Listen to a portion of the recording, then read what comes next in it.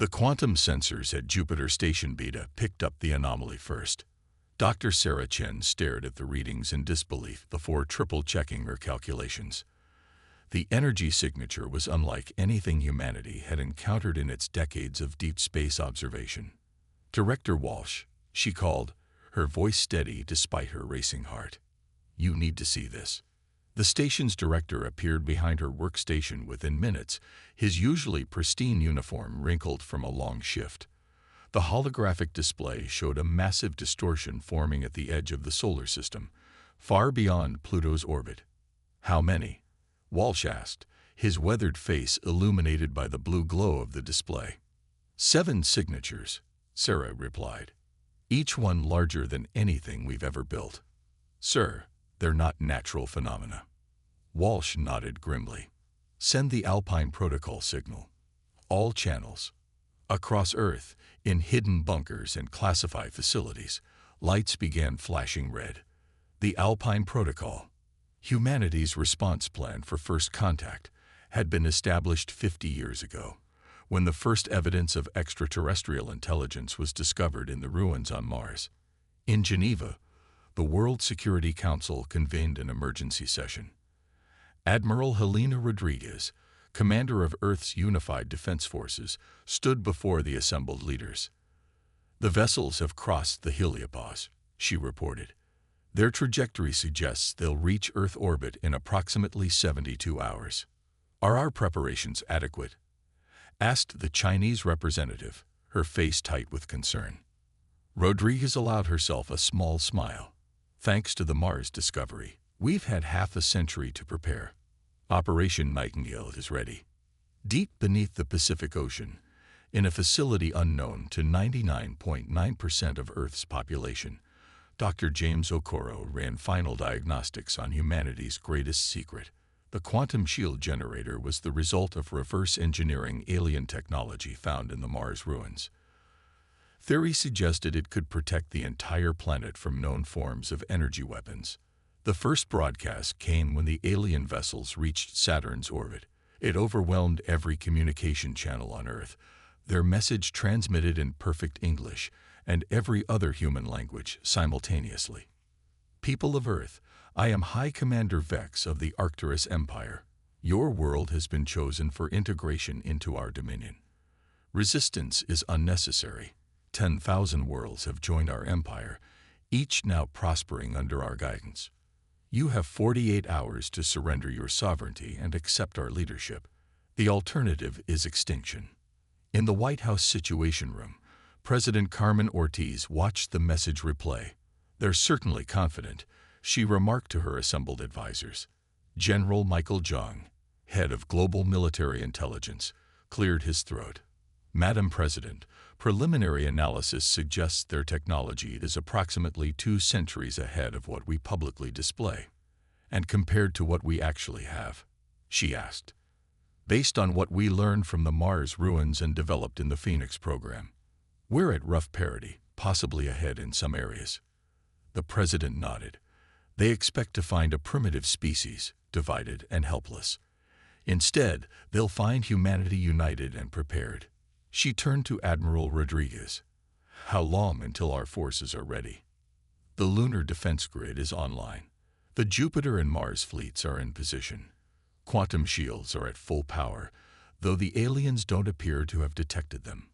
We can launch Operation Nightingale on your command." President Ortiz studied the tactical display showing the approaching Arcturian vessels. They maintained a tight, disciplined formation, the approach of an empire accustomed to overwhelming primitive civilizations through sheer technological superiority. "Send our response," she ordered. The message was brief. "To High Commander Vex of the Arcturus Empire, humanity rejects your offer. We suggest you reconsider your position while you still can." In his command ship, Vex received the message with amusement. Another primitive species choosing extinction over enlightenment. He had overseen the integration of dozens of worlds, and this response was typical of species that didn't understand their place in the galaxy. "Prepare the demonstration," he ordered. "Target their largest military installation. Show them the futility of resistance." The Arcturian ships moved into attack formation, their weapon systems charging. They never detected the quantum-shifted vessels surrounding them, or the targeting systems locked onto their positions. Humanity's response was about to teach the Arcturus Empire a lesson about underestimating primitive species. Commander Maya Patel stood in the control center of Ganymede Base, watching as holographic displays tracked the Arcturian fleet's approach. Around her, crew members worked with practiced efficiency, their movements reflecting years of preparation for this moment. All stealth systems functioning at optimal levels, reported Lieutenant Jackson. The enemy fleet remains unaware of our presence. Maya nodded, her attention fixed on the tactical display. Humanity's hidden fleet was positioned perfectly. 3 battle groups concealed in the quantum shadow of Jupiter's largest moons, another wing lurking in Mars' asteroid belt, and the main force waiting in Earth's dark side lunar bases. Status update from Project Phoenix, she asked. Her XO, Colonel David Chen, pulled up a new hologram. Dr. Okoro reports the quantum shields are performing beyond expectations. The Arcturians' scanning attempts are bouncing right off without them even realizing it. A new alert flashed across the main screen. The Arcturian fleet had begun their weapons charge sequence, targeting Earth's largest military installations, or what they thought were Earth's military installations. They're right on schedule, Maya smiled. Send the signal to all commands. Operation Starfall is go. Across the solar system, humanity's forces sprang into action. In the asteroid belt, Commander Sarah Wu's ships activated their gravity disruption fields, technology reversed engineered from the Mars ruins. The asteroids around them began to shift, creating a massive gravitational lens that would bend any energy weapons fire away from Earth. Near Mars, Captain Thomas Okonjo's stealth frigates powered up their quantum phase drives. His ships would be the first to strike, using technology the Arcturians had never encountered. Remember your training, he told his crew. They expect primitive rockets and nuclear weapons. Let's show them what humanity really has. High Commander Vex watched with satisfaction as his fleet's weapons reached full charge. The demonstration would be brief but devastating. The destruction of a single military base would usually be enough to bring primitive species to their knees. Target locked on their North American command center, his weapons officer reported. Firing solution ready. Fire, Vex ordered. The massive energy beam lanced out from his flagship, a weapon that had brought destruction to countless worlds. It streaked toward Earth, exactly as planned, and then simply vanished. Report, Vex demanded. Unknown, High Commander. The energy reading simply disappeared. Before Vex could respond, new alerts blared across his bridge. Ships were appearing all around his fleet, impossible ships that his sensors hadn't detected until now. They seemed to phase in and out of reality itself, their hulls covered in patterns that hurt the eye to look at. Incoming transmission, his communication officer announced, confusion evident in his voice. Admiral Rodriguez's image appeared on his command screen. High Commander Vex, this is Earth's Defense Command. We suggested you reconsider your position. That offer has now expired. The human attack began with a precision that shocked the Arcturian fleet. Captain Okonjo's ships struck first, their quantum-phased weapons passing straight through the Arcturian shields as if they didn't exist. The energy barriers were calibrated to stop normal weapons. They were useless against technology that could shift partially out of normal spacetime. From the asteroid belt, Commander Wu's forces launched their assault. But instead of conventional weapons, they unleashed swarms of autonomous drones, each carrying a miniaturized version of the gravity disruption technology. The drones attached themselves to Arcturian ships, creating localized gravitational distortions that played havoc with their targeting systems. Impossible. Vex raged as his fleet's formation began to break apart. These primitives can't have this level of technology. Multiple hull breaches reported across the fleet, his tactical officer shouted. Their weapons, they're like nothing we've ever encountered. From her command center on Ganymede, Maya watched as the battle unfolded exactly as their simulations had predicted. The Arcturians were trying to regroup, to fall back on tactics that had served them well against other species. But humanity wasn't fighting like other species. "Launch the second wave," she ordered. From behind Jupiter's moons, humanity's heavy battleships emerged. Unlike the stealth frigates, these vessels were massive and heavily armed. But their weapons weren't the primitive nuclear missiles or radio-guided torpedoes the Arcturians might have expected. Instead, they carried weapons based on the most advanced discoveries from the Mars ruins: quantum disruptors, gravity lances, and temporal destabilizers. The Arcturian fleet, already struggling against the first wave of attacks, found itself caught in a perfectly executed pincer movement. Their rigid command structure, used to dealing with technologically inferior opponents, proved dangerously inflexible against humanity's fluid battle tactics. "Message from Earth Command," Colonel Chen reported. "President Ortiz says it's time for Phase 3. Maya allowed herself a grim smile. "Signal all ships. Execute Operation Starfall. Final phase. Let's show the Arcturus Empire why they should have taken our warning seriously." High Commander Vex's flagship shuddered as another quantum phase blast struck its hull. Around him, the pride of the Arcturus Empire was being systematically dismantled by what should have been impossible technology. His tactical display showed 3 of his capital ships already disabled, their crews evacuating into emergency pods. "My lord," his second-in-command reported, "we're detecting massive energy signatures approaching from Mars orbit. They're unlike anything in our database." Through the command viewport, Vex watched as space itself seemed to ripple. The human vessels emerging from the distortion field were massive, dreadnoughts that had been hidden in underground bases beneath the Martian polar ice caps. Their hull designs were alien even by Arcturian standards, covered in geometric patterns that seemed to bend light around them.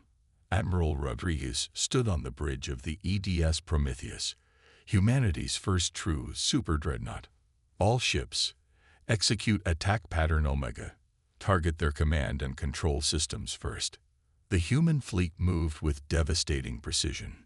Decades of simulated combat against potential alien threats had prepared them for this moment. While the Arcturians relied on overwhelming force and superior technology, humanity had developed tactics that leveraged both their reverse-engineered capabilities and their own innovations. "Launch the Neonesis platforms," Rodriguez ordered. From the Prometheus's launch bays, dozens of small satellites deployed. These were perhaps humanity's most closely guarded secret, autonomous platforms that could generate localized quantum field disruptions. As they activated, Arcturian ships found their advanced systems failing, their quantum communications reduced to static. In the Ganymede Command Center, Commander Patel coordinated the multi-pronged assault. "Status report on the gravity web." "Commander Wu's forces have completed the network," Colonel Chen responded. "The Arcturian fleet is fully contained within the gravitational matrix." The gravity web was a triumph of human ingenuity. Hundreds of gravity manipulation devices creating an invisible cage around the enemy fleet. Any ship attempting to flee would find itself fighting against artificial gravitational forces that could tear their hulls apart. On Earth, Dr. Okoro monitored the quantum shield network from his underwater facility. The Arcturians had launched several desperate attacks against the planet, but each one dissipated harmlessly against the invisible barrier. "Shield integrity at 97%, he reported to President Ortiz. "We can maintain this indefinitely." The battle took an unexpected turn when 3 Arcturian destroyers attempted to make a suicide run at Earth. They accelerated to maximum speed, their reactors primed to detonate. It was a desperate tactic, one that had worked against other civilizations in the past. But humanity had planned for even this contingency. Captain Sarah Chen's stealth squadron decloaked directly in their path. Her ships fired temporal destabilizers, weapons that created microscopic time dilation fields. The Arcturian vessels suddenly found themselves moving through what felt like thick syrup, their momentum bleeding away. "Temporal fields holding," Chen reported. "Enemy vessels are contained." High Commander Vex watched in growing horror as his fleet's formation completely collapsed. The humans weren't just fighting back. They were systematically dismantling every advantage the Empire had relied upon for centuries of conquest. "My lord," his tactical officer's voice shook, "we're detecting another energy buildup. It's coming from their lunar bases." The dark side of Earth's moon suddenly lit up as hidden launch bays opened. What emerged wasn't ships, but a massive array of satellites. As they activated, they began generating a quantum interference pattern that spread across the entire battlefield. "What are they doing?" Vex demanded. The answer came in the form of a transmission from Admiral Rodriguez. "High Commander, what you're witnessing is Project Eclipse. Your ship's quantum cores are about to find themselves in a very unfriendly environment." The quantum interference pattern reached its peak, and suddenly every Arcturian ship lost power. Their advanced quantum technology, the backbone of their military superiority, had been rendered useless by a field that selectively targeted their operating frequencies. Impossible. Vex clammed his fist on his command console. No primitive species could develop such technology. "That's where you made your mistake." Rodriguez's voice was calm. "You assumed we were primitive because we chose to appear so. Humanity learned long ago that it's better to be underestimated." The battle was reaching its climax. Human ships moved in perfect coordination, their weapons precisely targeted to disable rather than destroy. This wasn't just a victory in combat. It was a message to the galaxy. Maya watched from Ganymede as the last Arcturian ship lost power. "All enemy vessels have been neutralized," Colonel Chen reported. "No casualties on either side." She nodded in satisfaction. That had been part of the plan too, showing not just humanity's military capability, but their restraint. "Send word to Earth Command. The Sol system is secured." As rescue ships moved to evacuate the stranded Arcturian crews, Maya reflected on how this battle would change everything. Humanity had just announced its presence to the galaxy in the most dramatic way possible, and they had done it not through blind aggression, but with precision, planning, and technology that would make any spacefaring civilization think twice about underestimating Earth again. Dr. Sarah Chen hadn't expected to find herself aboard a captured Arcturian vessel, but the data they were discovering was worth the risk. She moved through the alien corridors with a team of Earth's best xenotechnologists, their quantum scanners revealing layers of information hidden within the ship's systems. "Dr. Chen," one of her colleagues called out, "you need to see this." The holographic display he'd accessed showed something unexpected: records of thousands of worlds, but not just their conquests. These were detailed analyses of civilizations that had been deliberately kept from advancing technologically. They've been managing technological development across this entire sector of the galaxy, Sarah realized. The Mars ruins weren't an accident. They were planted. In the White House Situation Room, President Ortiz received the preliminary report with growing concern. "You're saying the Arcturus Empire deliberately seeded worlds with technological breadcrumbs?" Admiral Rodriguez nodded grimly. "According to the data we've recovered, they've been doing it for millennia. They plant ruins or artifacts, then wait for civilizations to develop along predictable paths. It lets them control exactly how advanced their potential rivals become. But they didn't expect us to develop the technology so differently," General Zhang added. "They assumed we'd follow the same development pattern as other species." On the captured Arcturian flagship, High Commander Vex sat in what had become a well-appointed cell. Despite his situation, he maintained his imperial bearing as Admiral Rodriguez entered. "Your civilization has surprised us," Vex admitted. "In 10,000 years, no species has ever developed quantum technology without our guidance." "That's because you designed it that way," Rodriguez replied. "The ruins on Mars, they were meant to lead us down a specific technological path, one that would make us vulnerable to your weapons." Vex's expression didn't change, but his secondary heart skipped a beat, a detail picked up by the quantum bioscanners monitoring him. "You weren't supposed to discover that." Meanwhile, at Ganymede Base, Commander Petel received an urgent transmission from the quantum detection grid. Multiple quantum signatures detected at the edge of the system, Lieutenant Jackson reported. Much larger than the First Fleet. Maya studied the readings with growing concern. How many ships? At least 30 capital ships, Commander. It's their main battle fleet.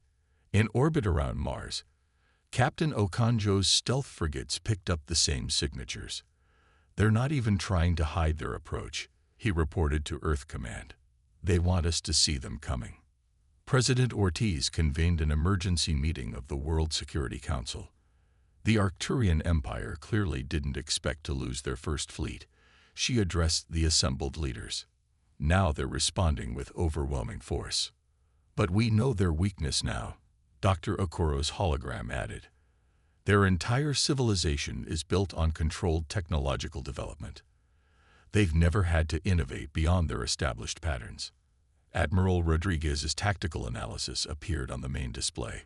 They'll expect us to use the same strategies that worked against their first fleet. Their countermeasures will be designed to defeat those specific tactics. Then we don't give them what they expect, Maya suggested, her hologram joining the discussion. Humanity's greatest strength isn't our technology.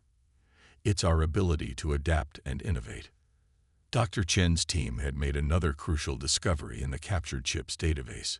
The Arcturian Empire's quantum technology all operates on the same basic principles, she explained. They haven't fundamentally changed their approach in thousands of years. They've never needed to. A plan began to take shape, one that would require everything humanity had learned about quantum physics and everything they'd developed on their own.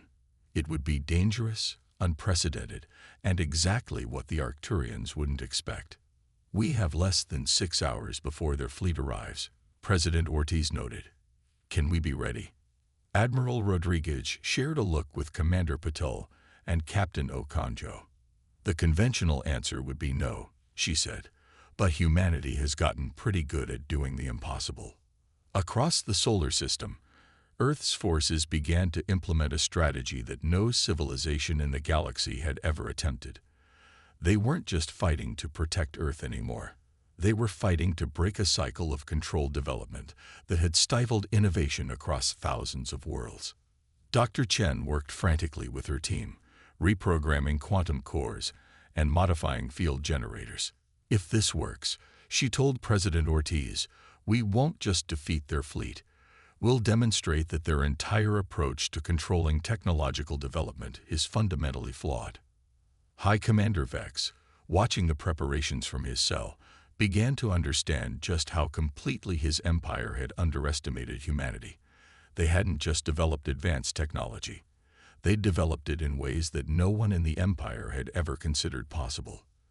As the massive Arcturian battle fleet approached, humanity prepared to prove once again why it was dangerous to assume that a younger civilization was inherently less capable. The next few hours would either see Earth's defense crumble or witness a revolution in how galactic civilization approached technological development. The Arcturian battle fleet emerged from quantum space exactly where humanity's forces predicted they would. 30 capital ships, each one dwarfing the vessels from the First Fleet, arranged themselves in an attack formation that had conquered thousands of worlds. Admiral Rodriguez stood on the bridge of the Prometheus, watching the tactical display with calm focus. All ships maintain quantum silence. Let them think their jamming technology is working. The massive Arcturian vessels moved with practiced precision, their formation designed to unleash maximum firepower while maintaining overlapping defensive fields. They had analyzed the defeat of their first fleet and prepared countermeasures for every tactic humanity had displayed. But humanity wasn't planning to fight the same battle twice. Execute Operation Phoenix, Rodriguez ordered. Across the solar system, human ships activated modified quantum cores simultaneously. Dr. Chen's discoveries had led to a revolutionary understanding of how quantum fields could be manipulated. Instead of trying to overpower the Arcturians' technology, they would change the fundamental rules of how it worked. The effect was immediate and stunning. Every quantum field in the solar system began resonating at a new frequency, one that the Arcturian ships couldn't adapt to without completely rebuilding their cores. Their mighty vessels, dependent on quantum technology for everything from propulsion to life support, began to drift. By the First Empire, the Arcturian fleet commander whispered as his ship's systems failed one by one. "What have they done?" The answer came from an unexpected source. High Commander Vex, watching from his cell aboard the captured flagship, began to laugh. "They've done what we thought impossible," he said to Admiral Rodriguez. "They've changed the fundamental constants of quantum space in this entire sector." In the White House Situation Room, Dr. Okoro explained what they had achieved. The Arcturians built their empire on controlling how other civilizations developed quantum technology. But in doing so, they stopped innovating themselves. They never considered that the basic principles they relied on could be altered. President Ortiz watched as the massive Arcturian fleet hung powerless in space. "And our ships, operating perfectly," Maya reported from Ganymede Base. "We developed our quantum technology independently, without following their preset patterns. Our systems are adaptive in ways theirs never needed to be." The human fleet moved into position around the disabled Arcturian vessels. There was no need for weapons. The battle had been won the moment they changed the rules of quantum physics itself. Incoming transmission from the Arcturian fleet commander, Lieutenant Jackson announced. The alien commander's image appeared on screens across the human fleet. "In 10,000 years of the Empire's existence, no species has ever..." He paused, struggling with the words. "We surrender." But victory over the Arcturian fleet was just the beginning. Dr. Chen's team had discovered something even more significant in the captured ships' databases, coordinates for thousands of worlds where the Empire had planted technological ruins. "We can free them all," she told the World Security Council. "Every civilization the Empire has been manipulating. We can show them how to develop their technology independently." The implications were staggering. The Arcturian Empire had maintained its power by ensuring that all quantum technology developed along predictable lines. By breaking free of those constraints, humanity hadn't just defended Earth. They had created an opportunity to revolutionize how civilization developed across the galaxy. 1 month after the battle, representatives from Earth met with delegates from the Arcturian Empire in a space station orbiting neutral territory. The negotiations weren't about Earth's surrender anymore. They were about restructuring how technological development would be shared across the galaxy. "Your empire was built on the assumption that progress had to be controlled to be stable," President Ortiz addressed the Arcturian High Council. "Humanity is living proof that innovation thrives on freedom, not control." The changes spread rapidly. As news of Earth's victory spread, other civilizations began breaking free of the Empire's technological constraints. A new age of innovation and cooperation began, with Earth leading the way in showing how independent development could benefit everyone.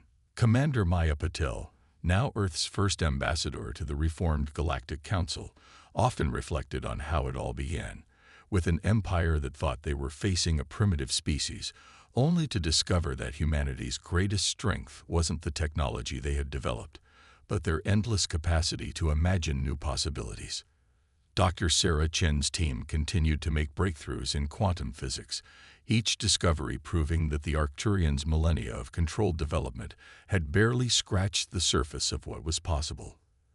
The ruins they had planted on Mars, intended to lead humanity down a predictable path, had instead sparked a revolution that would reshape the galaxy. As Earth's ships began helping other worlds break free from technological stagnation, Admiral Rodriguez's words to the Arcturian High Commander proved prophetic. "The greatest mistake your empire made wasn't underestimating our technology. It was underestimating humanity's endless drive to push beyond what others think is possible. The galaxy would never be the same, and humanity had proven that sometimes the most primitive species in the room might just be the ones thinking the furthest outside the box."